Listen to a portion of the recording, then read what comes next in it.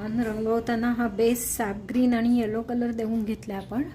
आणि त्याच्यानंतर आता हा येलो कलरनी सेंटर लाईन काढून घेतली. ही सेंटर लाईन ड्राय झाल्यानंतर काढायची आहे.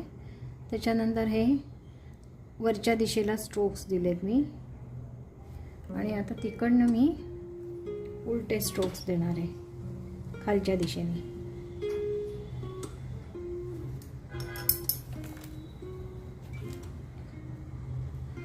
लेमन येलो कलर आहे हा.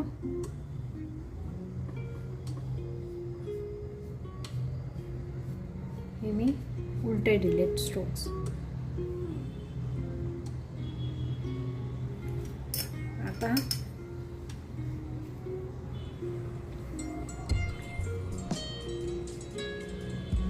हे स्ट्रोक्स देऊन झाल्यानंतर ब्रश धुवून घ्यायचा आहे आणि सॅप ग्रीन कलरचे इकडनं मी एक लाईन काढली आहे. डायरेक्ट सॅप ग्रीन कलर घेतला आहे. थोडा पाहिजे तर त्याच्यामध्ये ब्ल्यू ॲड करायचा डार्कनेससाठी. हा ब्ल्यू मी पर्शियन ब्ल्यू घेतला आहे. पर्शियन ब्ल्यू घ्यायचा आणि तो थोडा ॲड करायचा म्हणजे डार्क शेड मिळते आपल्याला थोडी पानांसाठी. आणि ती मी आता उलट्या दिशेने फिरवणार आहे ब्रश.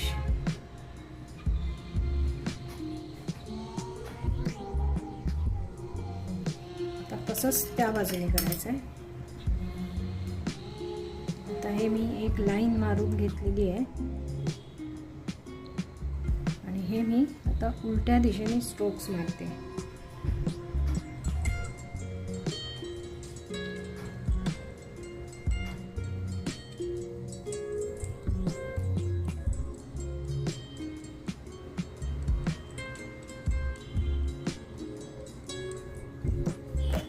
प्रॉपर दिसतंय. सेंटर थोडी लाईन चुकल्यासारखी वाटते.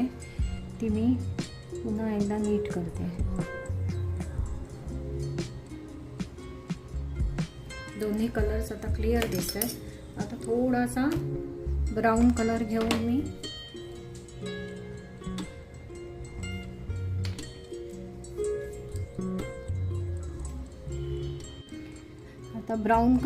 मी थोडा हे जे आहे तो थोडासा असा ड्रॉइंग केल्यासारखं करते. म्हणजे पानं त्याला जॉईंट झाली आहेत असं दिसतंय ते.